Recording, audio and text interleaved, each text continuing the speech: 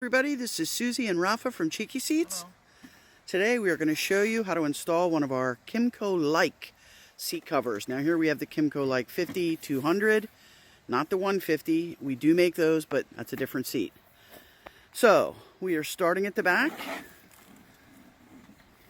Get that positioned around the back. Very easy to install.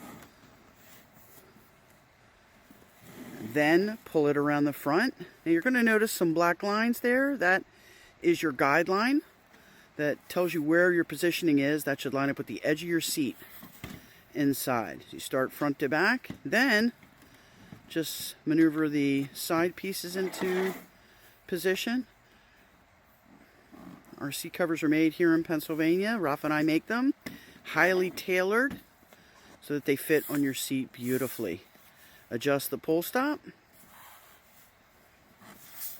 and then massage it a little bit. You will notice a little tenting in the center.